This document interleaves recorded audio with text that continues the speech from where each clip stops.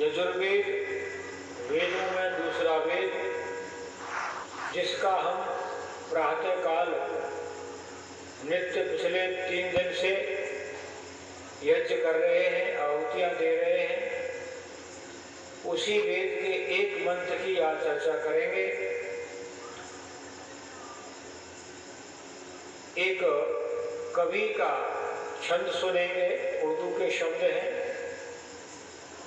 आपने सुना भी होगा।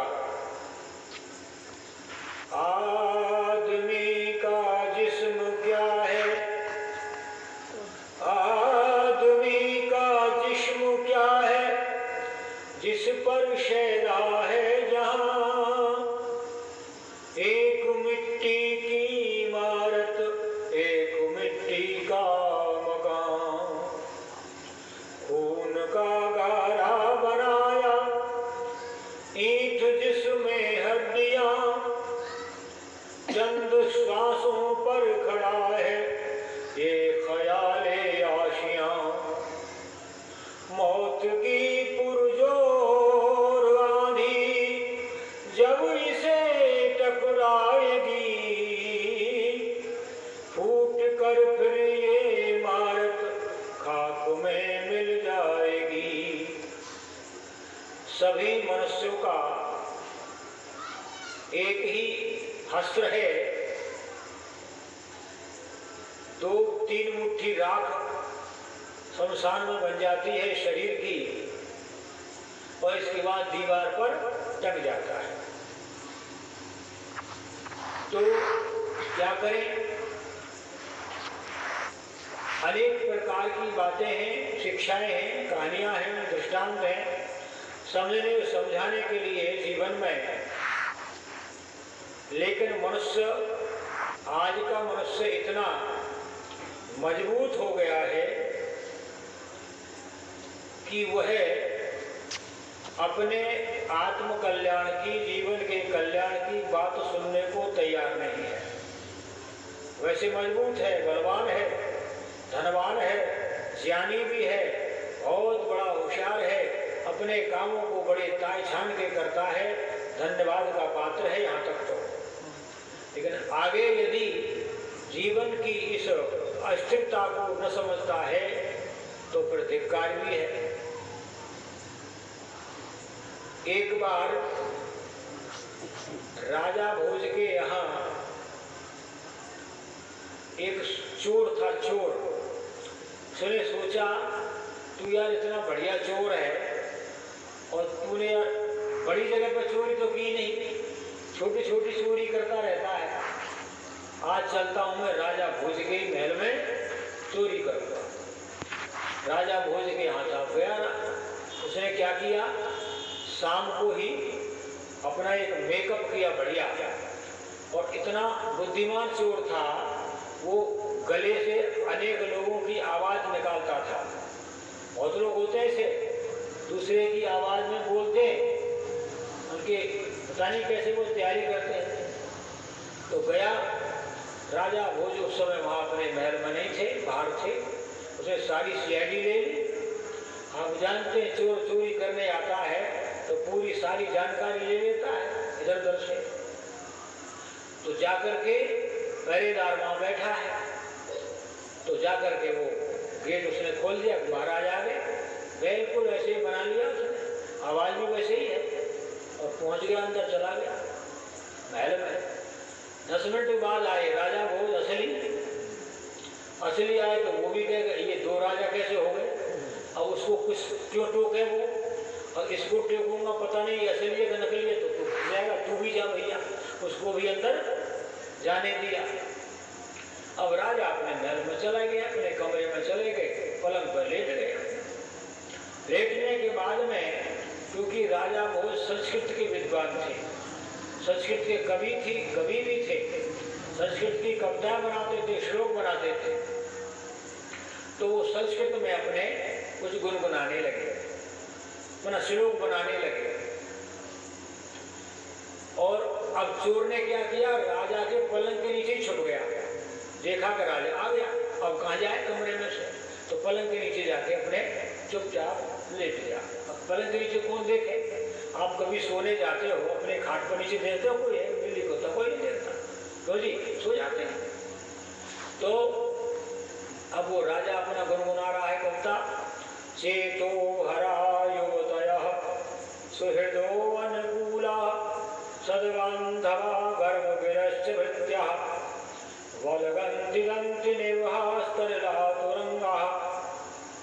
यानी 3 बंधु बन गए, लास्ट का जो रह रहा है श्लोक में बंधु वो नहीं आ रहा, बार बार बोले चेतो हरायोदयः सुहृदो अनुकूला सद्बान्धवः गर्भविरश्च भृत्यः वलगन्ति गन्ति निर्वहास्तरलातुरंगाः। फिर चुप हो जाए, बार बार फिर वापिस आ जाए। अब बहुत देर हो गई, पूरा श्लोक बनने में नहीं आ रहा है, तो चोर जो है, अब उस जमाने के देखो चोर भी संस्कृत जानते हैं, क्योंकि ऐसा होता है ना, जैसे आज जिसका शासन है और आज जिस देश में भाषा बोली जाती है तो वो चोर भी तो जानता है। जैसे हम जिस भाषा को जानते हैं हिंदी को, तो चोर भी जानता है।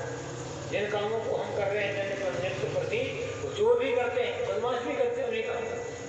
तो चोर को बेचारे को बड़ी दया आई, तरस आ गया कि राजा परेशान है, क्यों ना इसका सहयोग किया जाए। अब सोचा कि पकड़ जाएगा तो पकड़ जाए या कुछ भी हो जाए, चाहे पकड़ जाऊं मगर राजा का सहयोग करूंगा, इसके श्लोक को पूरा करवाऊंगा। तो वो फिर बोल गया कि सम्मीलने नयनयोर नहीं किंचिदस्ति। अब अर्थ सुनो आप, इसको आपको भी अच्छा लगेगा, अभी समझ में नहीं आया।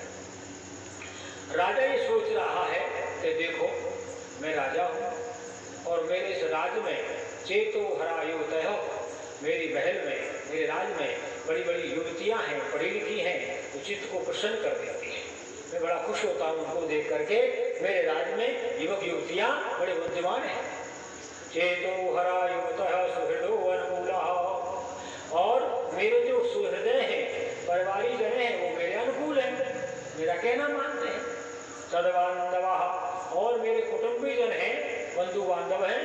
गर्भविरश्च भृत्यः, और जो मेरे नौकर हैं, सेवक हैं, वो मेरी वाणी को मानते हैं, धारण करते हैं। और आगे क्या सोचा है राजा ने, वलगन्ति गन्ति निर्वहास्तरलातुरंगाः, और देखो मेरे यहाँ अच्छे से घोड़े हैं, अच्छे से हाथी हैं, विचरण कर रहे हैं। अब यहाँ से आगे नहीं कर रहा था, तो वो क्या कहता है, सम्मीलने नयनयोर नहीं किंचिदस्ति।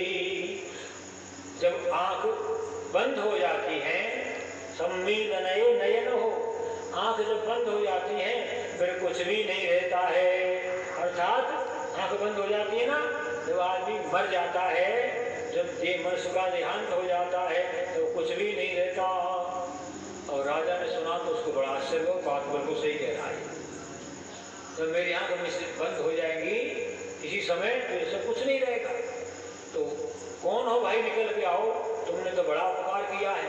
तो महाराज मैं तो चोर हूँ। अरे तुम चोर हो, तुम तो बड़े बुद्धिमान हो। अब साहब कुछ भी हो, मैं सजा के लिए तैयार हूँ। नहीं, तुमको कोई सजा नहीं दी जाएगी, तुमको इनाम दिया जाएगा, तुमने इतना बड़ा काम किया है। मैं इस बात से खुश हूँ कि मेरे राज्य में चोर भी इतने बुद्धिमान हैं, तो साहूकार कितने बुद्धिमान होंगे। तो राजा ने उसको समझाया कि तुम इतने बुद्धिमान हो, चलो तुमको माफ किया, लेकिन एक हमारी बात मान लो, तुम्हें हम अपने दरबार में रख लेंगे, तुम चोरी करना छोड़ दो। चोरी तुम इसलिए करते हो कि तुम्हारे घर में अभाव है, तुम कमा नहीं सकते हो, धन चाहिए, चलो हम तुमको नौकर रख लेते हैं। और उस समय से वहाँ पर पहले लग गया। तो याद रखिए, ये जीवन क्षण भंगुर जीवन की कलिका, कल जाने प्रातः खिली न खिली, मदियाचल की शुद्ध शीतल मंद समीर चली न चली। जब ओम का नाम हरि रसना, तो अंत समय पे हिली न हिली। अंत समय आता है, उसके लिए पहले तैयारी है। जैसे करना, प्रवचन सुनना सुनाना, ये अंत समय उस घड़ी के लिए तैयारी होती है। और कोई कहे कि अंत समय कर लेंगे, भजन हम समय ज्ञान प्राप्त कर लेंगे तब काम नहीं करता है शरीर, सिर हिलने लग जाता है, आंख में मेरी तरह चश्मा लग जाता है, जी शरीर में दर्द होने लग जाता है, दिमाग काम नहीं करता है, कुछ भी समझ में नहीं आता है। इसलिए जब खजाना लुट गया फिर होश में आए तो क्या, दस्ते हसरत वक्त खोकर दस्ते हसरत मल के पछताए तो क्या।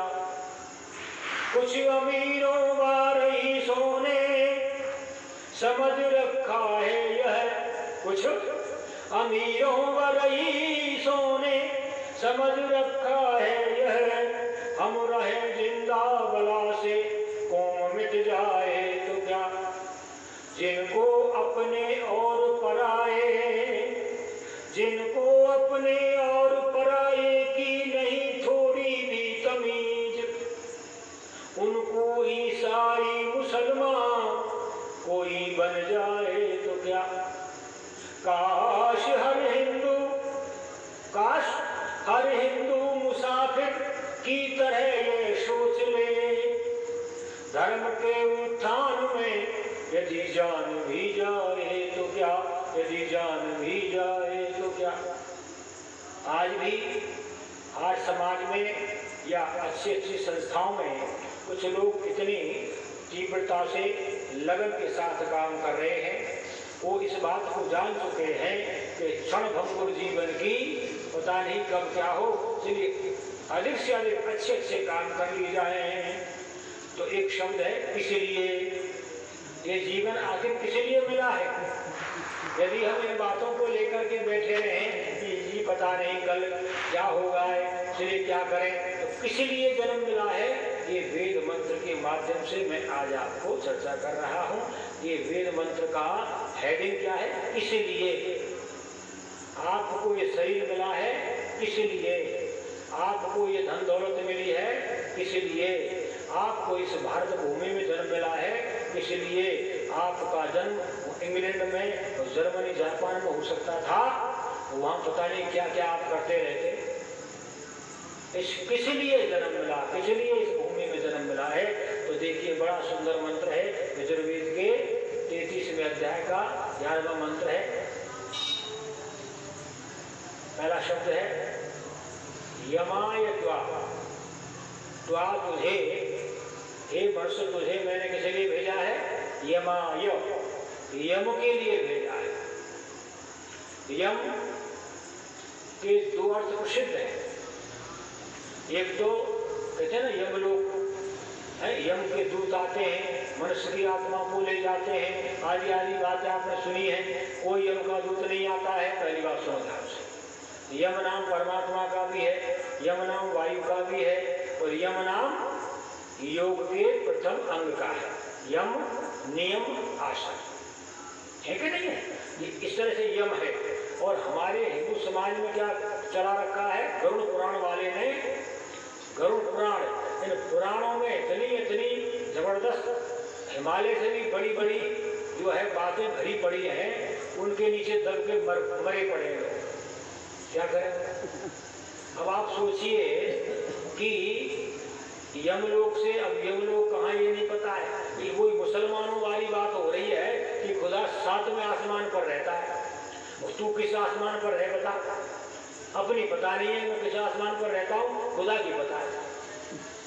अब करेंगे लोग, तो ऐसे ही वहाँ पर नकल करी हुई है, क्योंकि ये इस प्रकार की चीजें आपस में लोगों ने चोर ली है, निकली आपस में गप झूठ।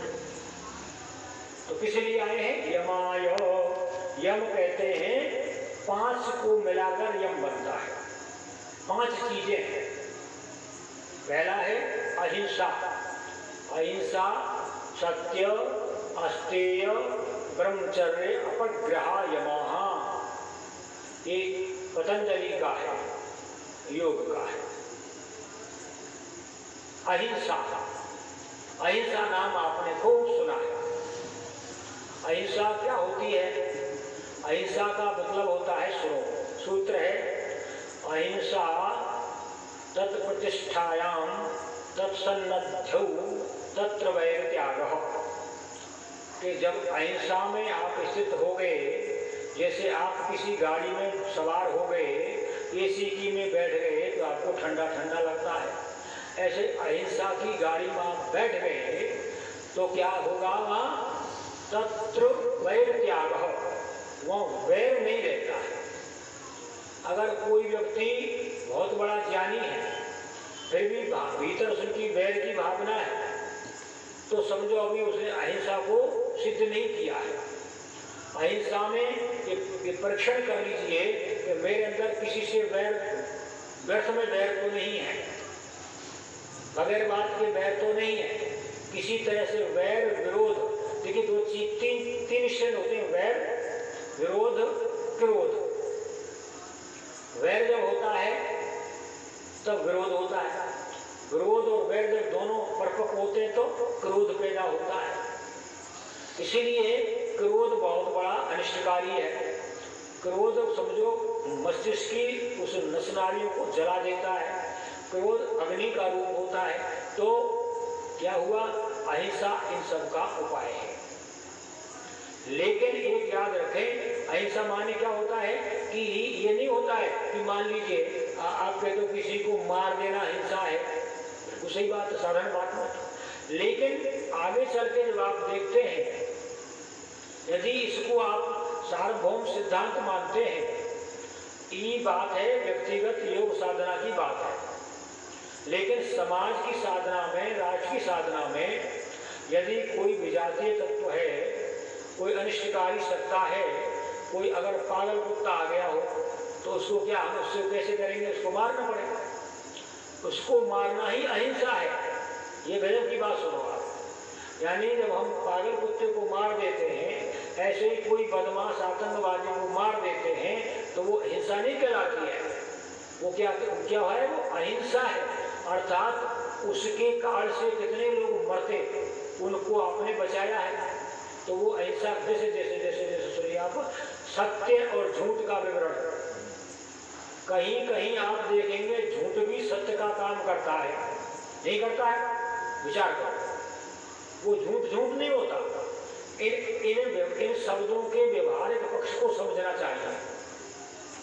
एक आपके आगे आगे अभी अभी आपके सामने और मोर गया, मोर चला गया, आपको पता किधर गया, इतने में शिकारी आया मोर का शिकार करने वाला।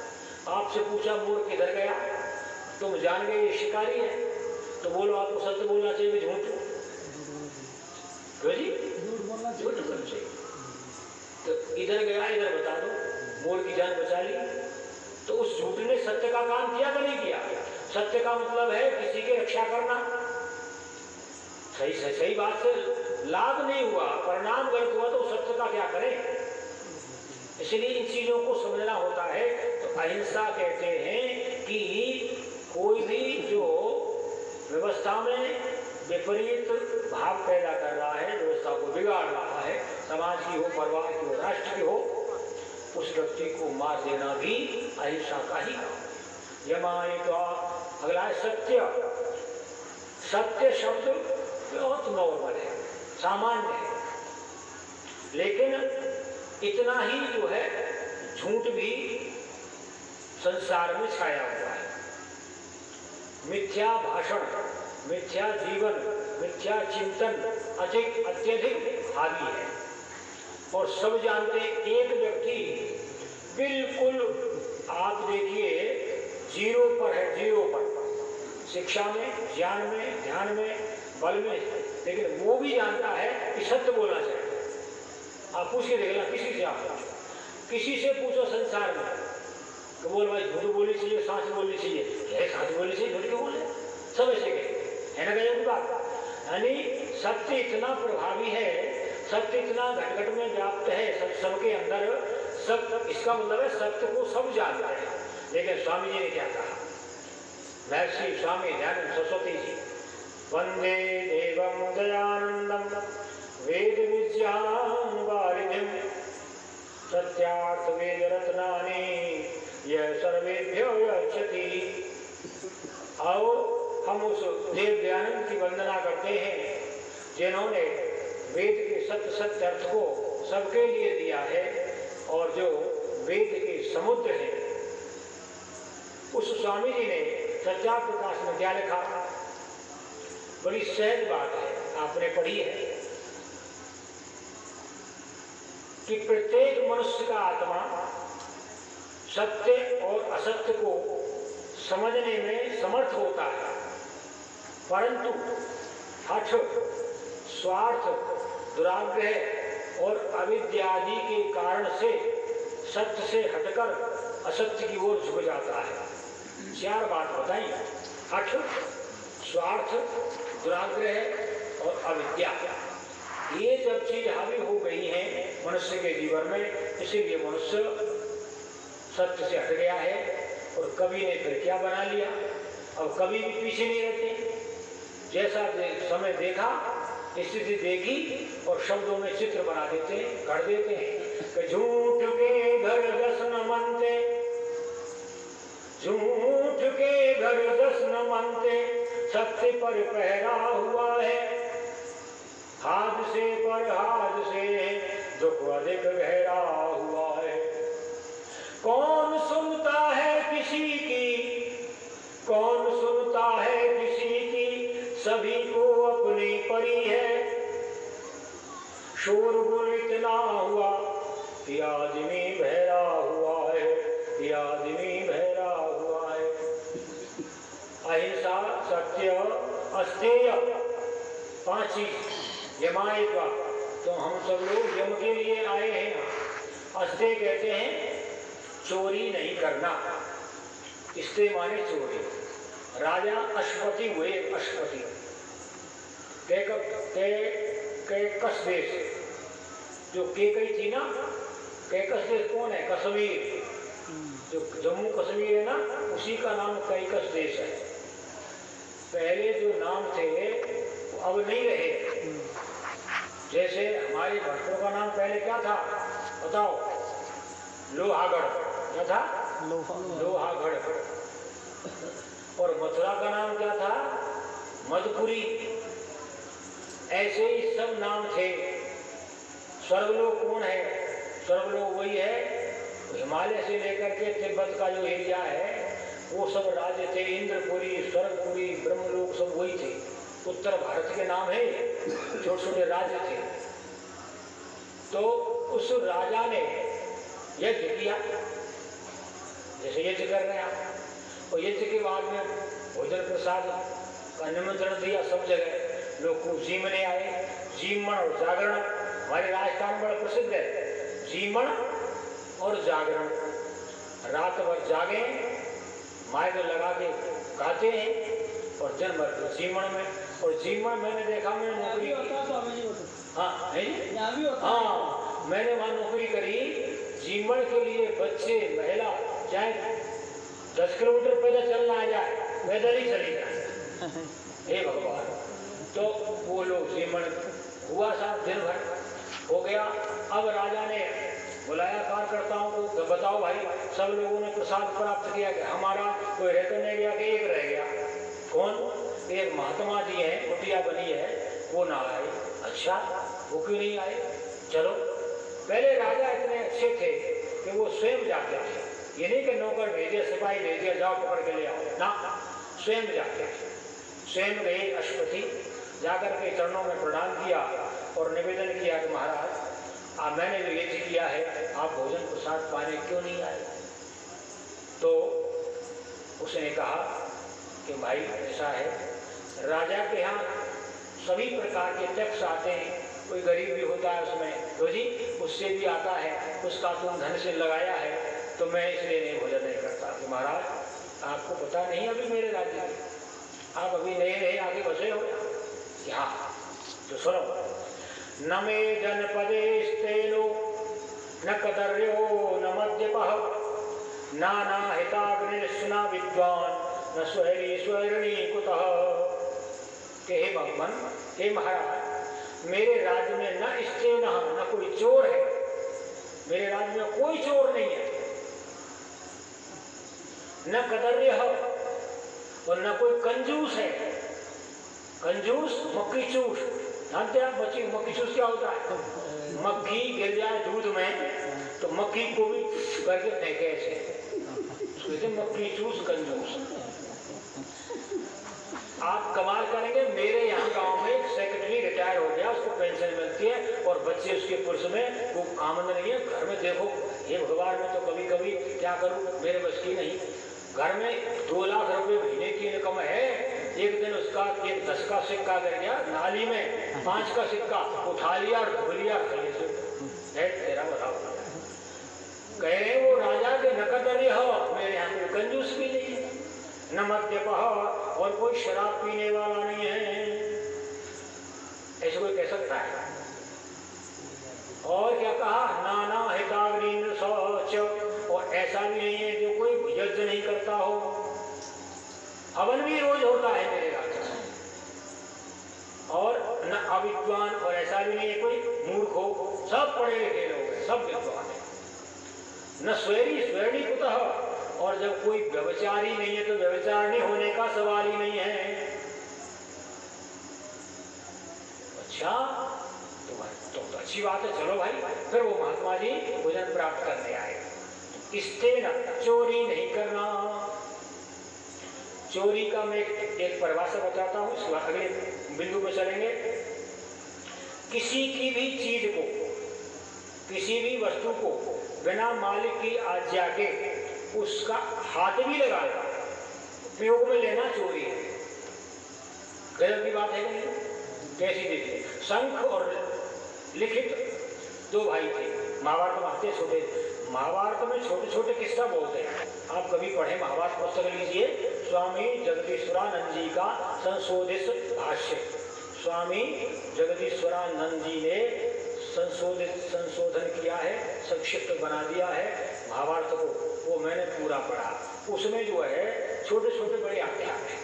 तो शंख लिखित दोनों भाई हैं, दोनों ऋषि हैं। लिखित जो है छोटा है, शंख बड़ा है। तो एक दिन क्या हुआ, लिखित अपने भाई से मिलने जा रहा है। भाई का आश्रम है, आश्रम में अमरूद के पेड़ लगे हुए हैं। उस समय जब जाते हैं लिखित, शंख वहाँ पर उपस्थित नहीं है, शंख कहीं बाहर गए हुए हैं। तो देखा कि चलो भाई साहब आएंगे तब मिलूंगा, वहाँ बैठ जाता है।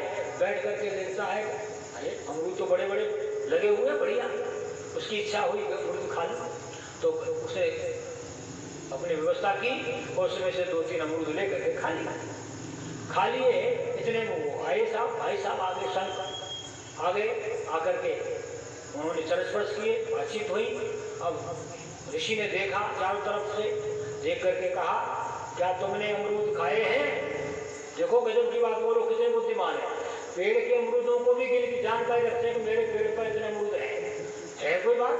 अब कहेंगे ऐसे कोई हो सकता है भाई, उसमें लिखा हुआ है, नहीं होगा तो नहीं होगा। लेकिन उसमें से हमको तर्क लेना क्या, तुमने अमरूद खाए? जी हाँ खाए। तो ये चोरी हो गई? बिल्कुल चोरी हो गई। तुमने चोरी की है? मैं तो था ही नहीं। बिल्कुल महाराज, तो इसका दंड, आप जाओ राजा के पास, दंड की कहो तो मुझे दंडित किया जाए। राजा के पास जाता है, राजा कहता है, उसके स्वागत करता हो ऋषिवर कि मैं आज ऋषिवर तो हूँ, आ गया हूँ, लेकिन मैंने भाई के भविष्य में चोरी की है, मुझे दंड दिया जाए। अब वो भी बेचारा राजा क्या करे, बड़ा परेशान। और ऋषि को दंड कैसे करें? तो नहीं, आप संकोच मत करो, बिल्कुल सत्य बात है, मुझे स्वीकार है। तो उन्होंने क्या किया, तत्काल डॉक्टर को बुलवाया, सर्जन को, और उस दंड दिया कि जिस हाथ से चुराया उस हाथ को काट दो। तत्काल हाथ काट दिया और तत्काल डॉक्टर है वो अपना काम कर दिया, अब इसको जोड़वा दिया, दोनों काम कर, ऐसा उसमें वर्णन है। तो चोरी कहाँ हो जाती है, कैसे होती है, इसका एक ही लाइन है कि किसी भी वस्तु को बिना मालिक के पूछे हाथ लगाना, काम में लेना चोरी होती है। ब्रह्मचर्य हो, ब्रह्म के 3 अर्थ होते हैं। ब्रह्म नाम परमात्मा का, ब्रह्म नाम ज्ञान का, ब्रह्म नाम शरीर की धातु का। तीनों का एक मेल है। जीवन में इन तीनों को रखता है, संभाल के रखता है, तो वो यम का पालन करता है। अगला है 5वां, अपरिग्रह। अपरिग्रह कहते हैं कि जितना तुमको चाहिए उतना ही रखो अपने पास, बाकी जयललिता की तरह 50-50 चप्पल जोड़ी नहीं होनी चाहिए। मालूम जयललिता जो है उसकी जब हुई बाद में 100 बजे 80 उसकी चप्पल जोड़ी थी, भले आदमी हो, इतनी चप्पलों को क्या करेंगे। कई लोग खरीदते ही जाते हैं, साड़ी खरीदती जाए, और ले लो और ले लो, रखिए संदूक में साड़ी, 10 साड़ी रखी और फिर खरीद ली, क्या करेंगे, वो खराब हो जाती, मच्छर खा जाते हैं उनको, वो कीड़े मकोड़े, वरना माने और देना फिर किसी को। तो अपरिग्रह यानी त्याग वृत्ति रहनी चाहिए। तो यमाए का अगला बिंदु है मखाए का। मख कहते हैं यज्ञ को। मख माने क्या है, यज्ञ। यज्ञ यज्ञ के जो आप हवन करते हो ना, इसके 14 नाम है निघंटू में, उनमें एक मख भी है।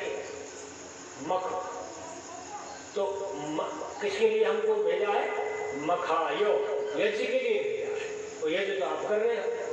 तो यज्ञ में 5 यज्ञ हैं, आप अच्छी तरह भली भांति जानते हो। उनमें एक यज्ञ है जिसका नाम है बलि वैश्य देव यज्ञ, है कि नहीं है। बलि वैश्य देव यज्ञ की बात बताता हूँ आपको। मैंने हो सकता है पहले सुनाई हो ये बात, बड़ी सुंदर सरल बात, क्योंकि सरल सरल बात चाहिए। बलि वैश्य, बलि कहते हैं भाग को। हमारे बच्चों के साथ साथ जो हमारे पशु हैं, पक्षी हैं, इनको भी हमें कुछ देना है, इनका ध्यान रखना है। क्यों रखना है, क्योंकि एक दिन क्या हुआ, एक बार एक विवाह आयोजन था, तो वहाँ एक अच्छे विद्वान भी आए थे हमारे यहाँ समाज वाले, हम भी गए थे। तो वो जब आ रहे तो हमने देखा उनकी गोदी में पिल्ला लगा हुआ, पिल्ला कुत्ते का पिल्ला ले रखा गोदी में और घूम रहे। अरे तुम क्या कर रहे हो भाई, अरे क्या आपको नहीं पता है, मैं इसमें भी रह के आया था किसी जन्म में। यानी हम लोग सब याद रखो, ये जितने पशु है ना, भैंस, गाय, कुत्ता, बिल्ली है, इनमें भी रह के आए। अच्छा बोलो, तुम लोग आवाज निकालते हो नहीं निकालते हो, कुत्ते किसी, बिल्ली किसी, पक्षी किसी, बोल सब लोग निकालते नहीं निकालते हो। वो संस्कार है कि उसमें रह के आए, और शरीर में रह के आए सब, मैं भी रह के आया हूँ। इसलिए हमारे ऊपर ऋण है, इसलिए जो जीव जंतु हैं इनका भी ध्यान रखेंगे। एक माँ के एक था बेटा, एक थी बेटी, ठीक है जी, 2 बहन भाई थे, और बहन का नाम था लपकी और बेटा का नाम था टप्पू। तो टप्पू को जलेबी खाने का बड़ा शौक था, उसको रोज 30 दिन जलेबी चाहिए। अब मैया बड़ी परेशान, वो कहे माँ बेटी के इसको कैसे जलेबी खाना छुड़ाने। तो उसने माँ बेटी ने प्लान किया कि एक ऐसा करेंगे, एक दिन तो मैया जलेबी तो ले आना, पर छुपा के रख देना, इसको देना नहीं है ना। तो ठीक है साहब। एक दिन क्या हुआ, वो जलेबी ले आई, लिफाफा में ला करके अपने घर पर जो होते हैं ऊपर टाण, क्या कहते हैं आप लोग, टाण कहते हैं, क्या कहते हो, मकान में जो पत्थर लगा देते हैं, हाँ, उस पर उसने रख दिया, ज़्यादा ऊँचा नहीं था, रख दिया। अब